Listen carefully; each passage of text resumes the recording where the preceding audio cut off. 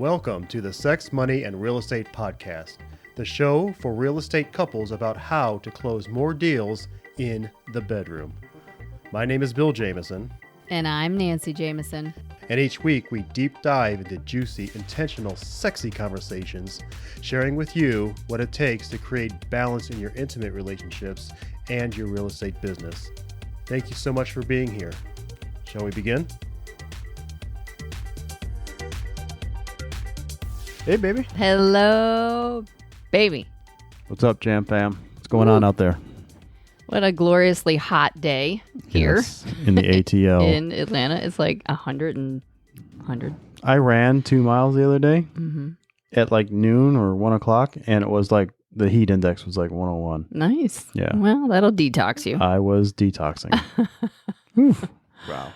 Awesome. Well, cool. Welcome everybody to this week's episode. As you know, we love starting off our episodes with magic. And magic, as we define it, is our ability to influence ourselves, to influence others, and to influence life in an empowering way. So we really enjoy starting off all of the shows with magic so that when we focus on something, it expands. When you focus on anything, whether it's positive or negative, empowering or disempowering, it expands. So we prefer to focus on the empowering so that we experience more magic each and every day in our lives. And so that's why we start off our shows with magic. Yeah, it's awesome. And so stay tuned because after magic, we're going to get into... Lots of cool stuff. Yeah, lots of cool stuff. Especially like number 11. Number 11's my favorite. Okay, cool. But you got to stay to the end. So, and this is all about winning multiple. No, not winning friends. That's funny. Although that's a great book. This is all about winning a multiple offer situation. Okay, cool. Or awesome. winning multiple offer situations. Right. Yes. Yeah, cool. Absolutely. All right. So you're gonna roll with some magic there, baby. Yeah. So definitely magic this week is our business has definitely steadily been picking up. So we have 3 closings over the course of the next 10 business days, which is lovely. That's much more normal than not.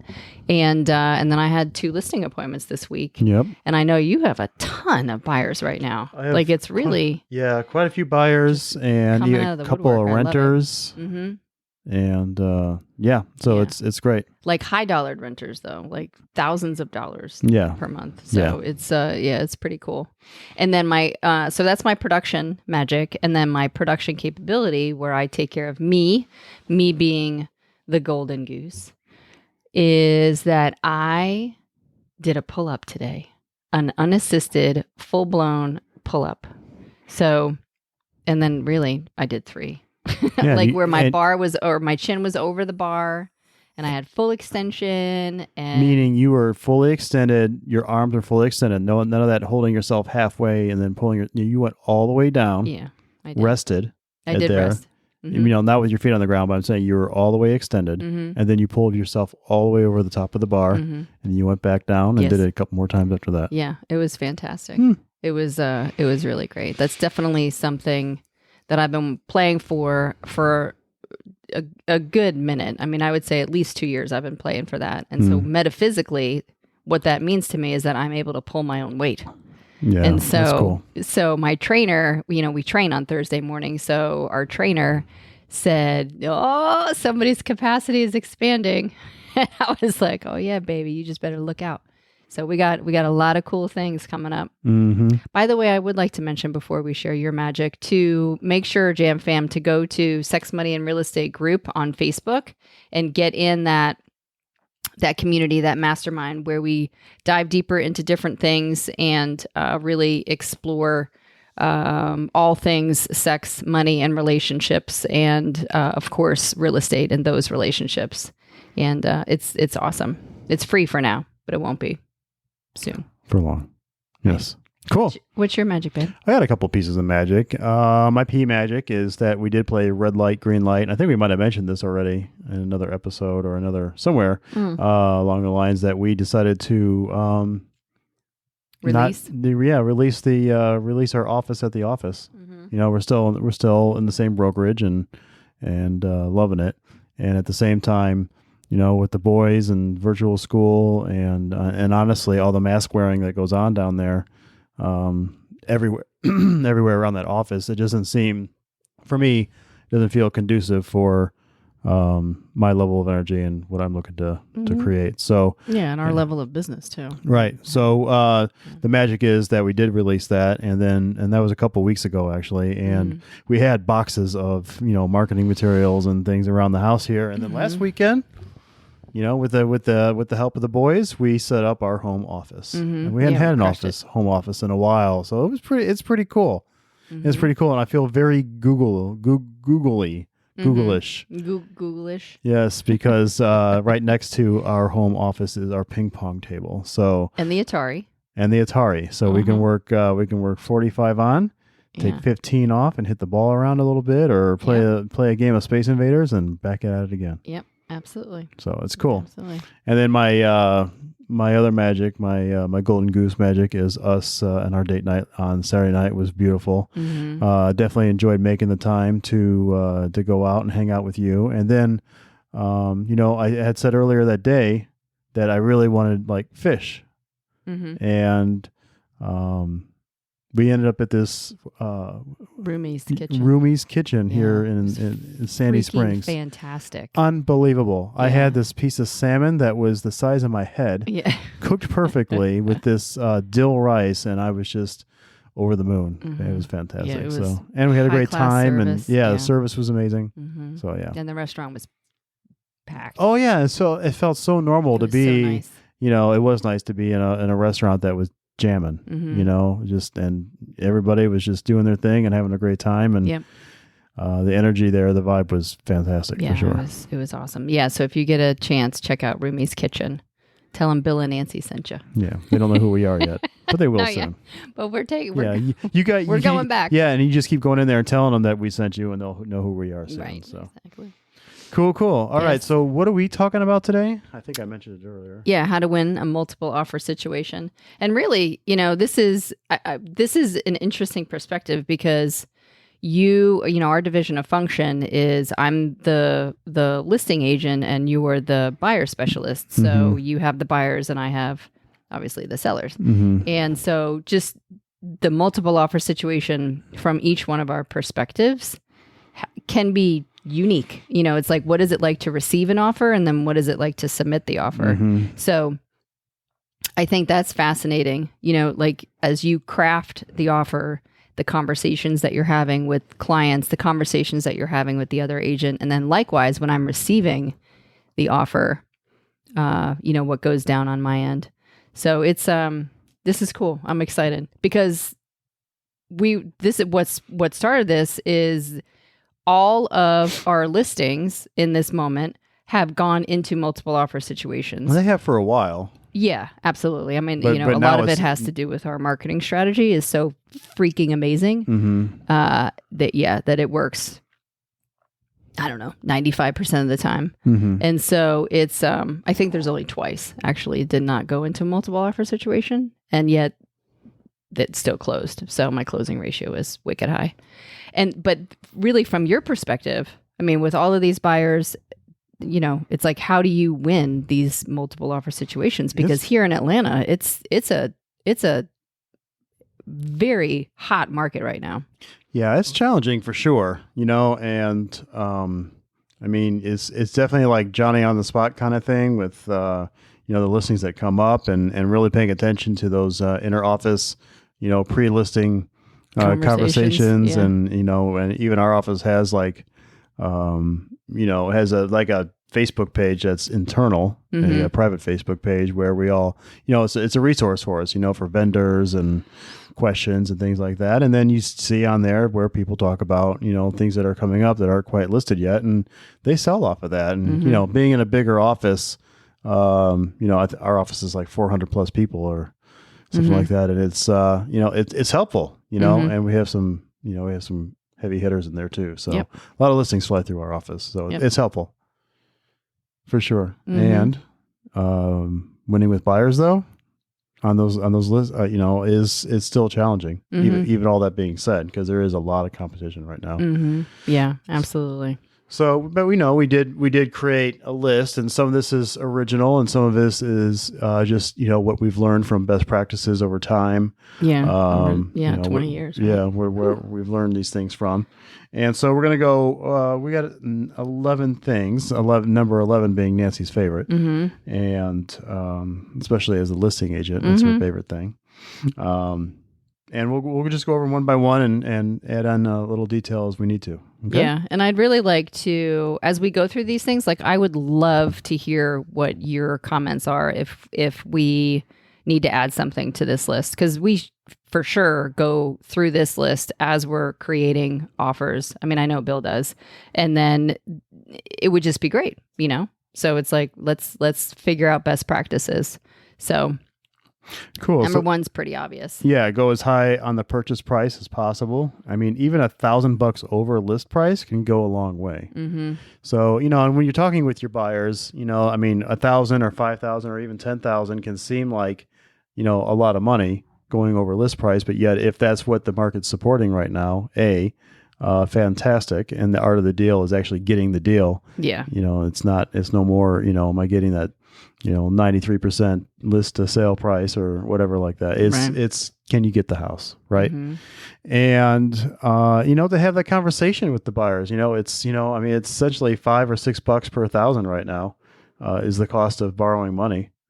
And you obviously confirm that information with your lender, but interest rates are low, and an extra $5 a month or 10 or 15 or $20 a month may not be that big of a deal, so that in your mortgage, so that you can win the deal, win the house, win the property, and live happily ever after. Yep. So that's number one. Awesome. 2, this may seem pretty simple, and yet I cannot tell you how many times this does not happen. So lower your due diligence days. Obviously, due diligence is that time in which they have all their inspections and all of those things. So either lower it to 5 or 7 days, because inspections can happen during those times. I mean, clearly, if there's a survey situation, then you can make a little asterisk for that. But overall, due diligence can be short. And the other thing that we have here in Georgia is something that's called a right to inspect. So you can put in 0 due diligence days in the contract and add the exhibit. However, you have the right to inspect. And then within the exhibit, in a nutshell, don't quote me on this, but in a nutshell, it says you have, blank number of days to get the inspection done and blank number of days to submit any requests for repairs. So that's really a big one. I mean, it just really locks in. It just lets the seller know that the buyer's totally locked in. Yep, absolutely. So awesome. Number 3 is remove all those stipulations, like all that stuff around cleaning the house and carpet cleaning and painting doors, before you even had all the cosmetic stuff, whatever the stuff is beforehand, or maybe a termite letter instead of a termite bond, right? Yeah, and then again, for the purpose of getting under contract, just make it clean, because once you have the inspection, you can always ask for the home warranty or the termite letter, or those things on the during that inspection period, that negotiation period. But yeah, I mean, just make that thing clean as a whistle. So very little stipulations or no stipulations and requests at all. Number 4. I love this one too, really, because it shows a lot of earnest to getting into the property or obtaining the property. Is increase your earnest money. I mean, 99% of the time I write my contracts as earnest money being 1% or more. Yeah. But we get a lot of offers that it's way below that. And really, if if there's really a high level of interest and they're serious, then go to 2 or 3% of the sales price. Or make part of the earnest money go hard after a certain amount of time to show really how serious you are about getting into the house as well. Absolutely. Well, and we personally had that experience. Like when we just sold our house not too long ago, I guess within the last year. That's right. Yeah, our buyers legitimately bailed on us. It was like 2 weeks before the closing. Yeah. All the contingencies, had expired, everything. And they were just like, no, we got cold feet. We're out.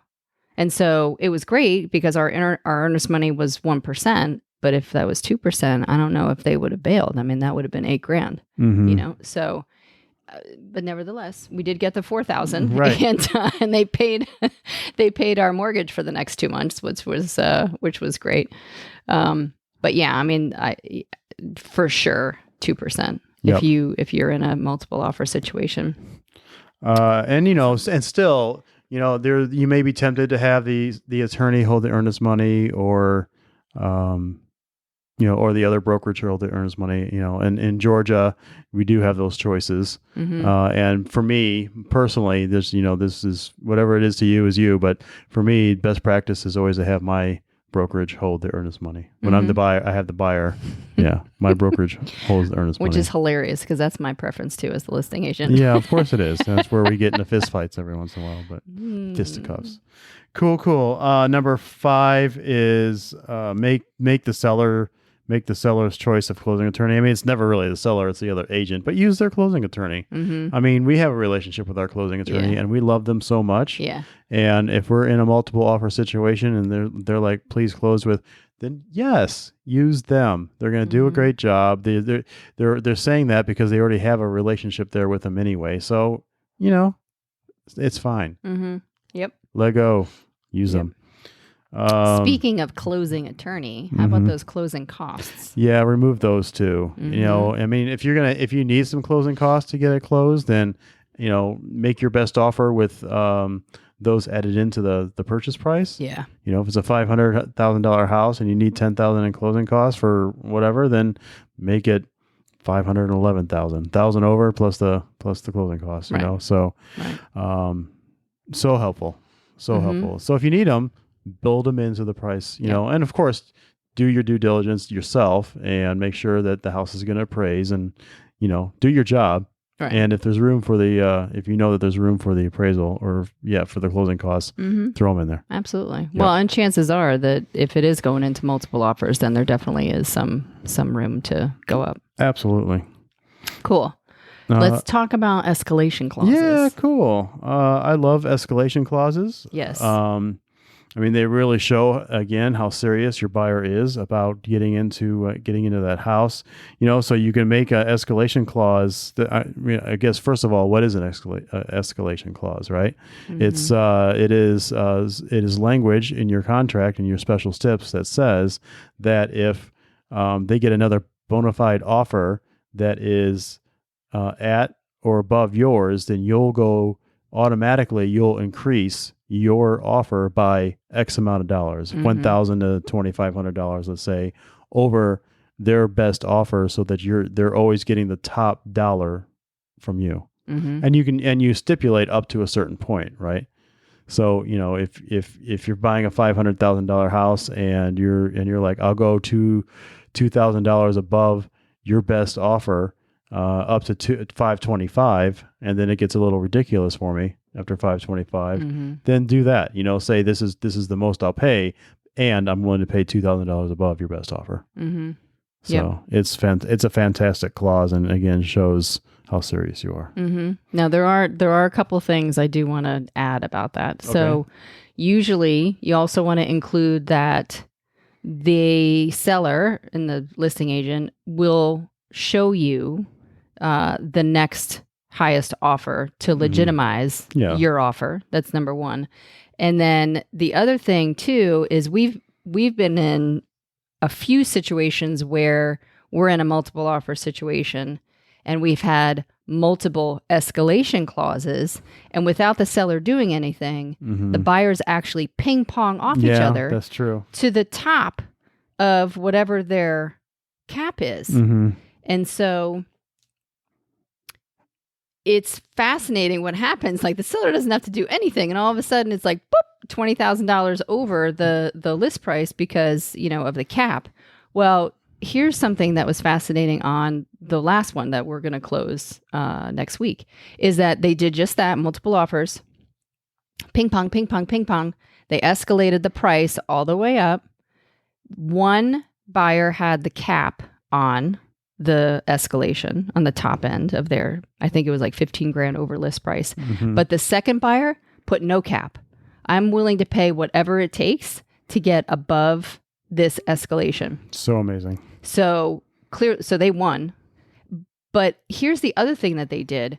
You know, here again in Metro Atlanta, the majority of agents will put an escalation clause of $500 or $1,000, maybe $1,500. But very few agents are putting $2,500 or $3,000 over.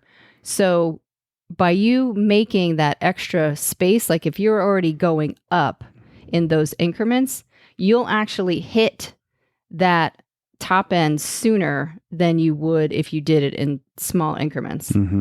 So it'll differentiate yourself. There is a chance that you're going to get it for a lower price than you would if you put it on the cap.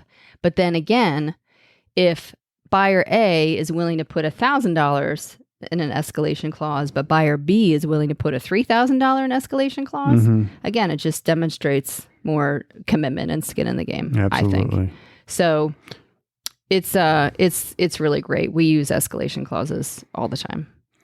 All the time. Number 8, include a personal letter from the buyers. Yes. I've been known to write it on behalf of the buyers before, yeah. And I always think it's better from them anyway. Yeah, sure. We have a template.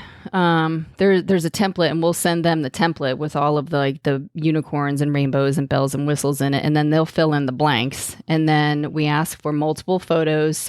We've had buyers give videos before, and then what we also encourage them to do is to make an exhibit to the contract, so the seller has to see it. Like you have to show that seller the letter then, because otherwise, I've unfortunately been in situations where the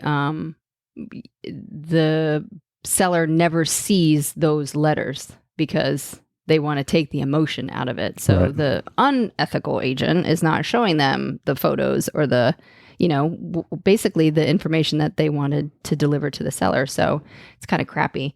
And yet, you make it part of the contract. They have to see it. Right. So love that. Cool. I love that too. Nothing to add there. It just, like you were saying with that, actually there is, just make sure you're working closely with that lender to know that you can hit all those numbers. What are we talking about? The lowest. Wait, which one were you talking about? We're about to go into number 9. Oh, I was on number 9 already. Yeah, you were. Okay, let us go through number 9. So number 9. So what Bill's talking about, folks, is the lowest possible financing dates. So 15 to 18 days for the appraisal and 15 days to remove their appraisal contingency. 15 to 18 days for the financing. Right. And then 15 for the appraisal. Is that not what I said? No. Oh. And then... Okay. Sorry. It's okay. And then, or, if you don't need an appraisal contingency, then just remove the appraisal contingency altogether. Now, so this is fascinating. So we have secret weapons within the secret weapons.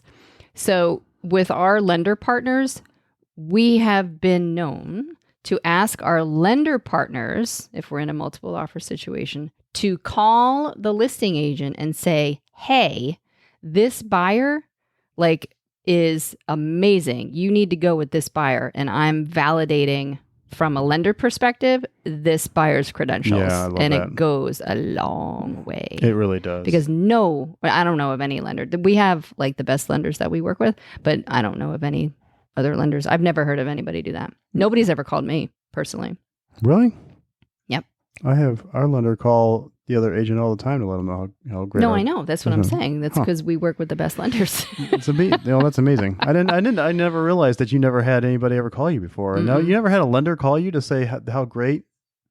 Not in a multiple offer situation. No, I'm usually the one who's reaching out to them to introduce myself and gotcha. Hey, and obviously following up and making sure that we're going to get this sucker closed. But gotcha. No, I've never had. So, and then another strategy with the appraisal is to, if you know that the appraiser, you're on the buyer side and the appraisal could be questionable, after a certain point, then make that a stipulation in your financing that if it only appraises for X amount of dollars, that your buyer is willing to pay the difference between the appraisal and the contract price. Mm-hmm. That happens too, and it's that'll kill it too. Mm-hmm. Not kill it in a great way. I mean, like it's an amazing way to win an offer. Mm-hmm. Yeah, that's a great one. So cool. That was number what? That's 9. Now we're on 10. 10. Offer best financing terms. Duh. I think that's a duh. I mean, you would expect to offer the best financing terms, but I just think that's a no-brainer. I mean, I think generally, if you're putting 20% down or even 10% down, we know that's greater than 3% down and shows a higher level For sure. of stability, financial stability, especially if anything were to come up during the during the financing period, anything goofy, that they have something to cover it. So yeah, makes sense. I mean, cash is always king, right? Yes, absolutely. From the listing side, it's the conversation that's like, oh, well, we're going to put 3% down and, keep our cash for ourselves versus the other offers that have the 10 or 20% down. Yeah. And then when I go back to the other agent, they're like, oh, well, we could put 10% down. Well, why didn't you do that in the beginning? Right. Like, it's just, again, it's of course you want to put your best foot forward in all situations, and they don't a lot of times. And number 11, your favorite, baby. I feel like a drum roll. Do we need a drum roll? I don't know if I can. Can you guys guess what it is? I don't hear you. Oh, be nice. Be nice to the co-op agent. Oh my gosh. Well, I love that for sure. Be nice, because there are interesting people out there for sure. But if you're trying to win the deal and you're not the nicest agent out of the 6 that are submitting, and the most on your game and the nicest, like your contract's tight, you're saying hi and thank you and please and responding properly and quickly and promptly, and I tell every agent when I'm in look, work with me because I am the easiest guy to work with. Mm-hmm. I'm the easiest one. There is nobody easier to work with than me. I get along with everybody, and I take care of business, and I dot my I's and cross my T's, and I'm easy, and I pick up the phone. And I'm funny. Right, and I'm funny. And I'm handsome. And so I pick up, that is helpful. It is. In this women-dominated industry. Uh-huh. And pick up the phone. Uh-huh. All the texting is not helpful. Pick up the phone. Make sure everybody knows what your voice is and your personality. Oh, and, that's and huge. that you're nice. Yeah, absolutely. Huge. So, I mean, I like to text as much as the next person, and it's not the highest level of communication. Right. No, it's in that situation. It's the belly to belly relationship. And, if you can't do that, then call. I mean, you're doing an injustice to your client if you're not giving them and having conversations, because essentially you're selling the client as much as anything else. Yes. So and that's the thing, is like we matter in the deal too, and we are an integral part of it, and and you're getting paid good money to pick up the phone and have a conversation and sell your client as well as all their credentials to the other agent and to the seller or buyer or whatever. Yes. You know what I'm saying? The negotiation starts immediately for sure. So it's huge. And it's how you write the best offer for goodness Pete's sakes. Because if you know what the hot spots are and you're already in rapport with the other agent, you're always going to write the best offer because you know what they need or know what they want. Yep, absolutely. So absolutely, it's super important. Yeah, I love it. Cool. So that's what we got. We got our top 11 list here with our little bonuses intertwined in all of them. Yeah, just our experience for sure. So, a lot of great experience, but I mean, my close ratio is 92%. I mean, your close ratio is probably more than that, honestly. You've been in the business way longer than I have. Yeah. But it's definitely high for sure. I appreciate that. Thank you. Cool. So that's it. As always, questions and comments are welcome. Yes. And encouraged. And encouraged. Mm-hmm. And if you want to ever want to have a private conversation about this or anything else, we're totally open to that too. So just reach out and, direct message us from whatever platform you're using, because we're on all the platforms, and or email us at sexmoneyrealestate@gmail.com. Yes. And let's talk. Let's chat. I would love to talk to somebody local. I would love to talk to somebody across the country or across the world. Yeah. Hear what's going on in your world. Yeah, absolutely. Sure. Absolutely. That'd be great. Yes, absolutely. It's all about connecting. I mean, that's really the bottom line is the connection to the relationship. And if you've listened to this podcast to the end and to this point right now, do that, or even throw something out there if you're looking for a topic or something for us to cover that hasn't been covered that has to do with sex and relationships or money and finance or real estate.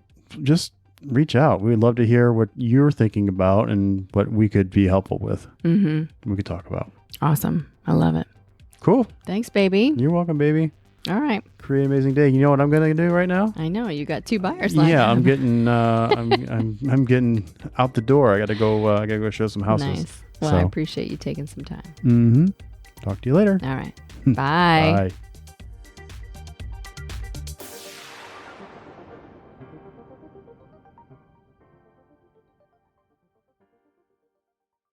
Wow, what a show. Thank you so much for listening. And if you're inspired, we ask that you share the podcast with one person and subscribe and follow the show. I'm Bill Jameson. And I'm Nancy Jameson. And remember, it's a great life. Quick note about the Sex, Money, and Real Estate podcast. We are not doctors or licensed therapists. We are a joyous, abundant, and mature couple passionately sharing our story of growth around sex, money, and real estate. Our thoughts, opinions, and beliefs are our own, so please consult your doctor, healthcare provider, or your broker regarding any questions or issues you have related to your physical or mental health or specific state laws regarding your real estate business.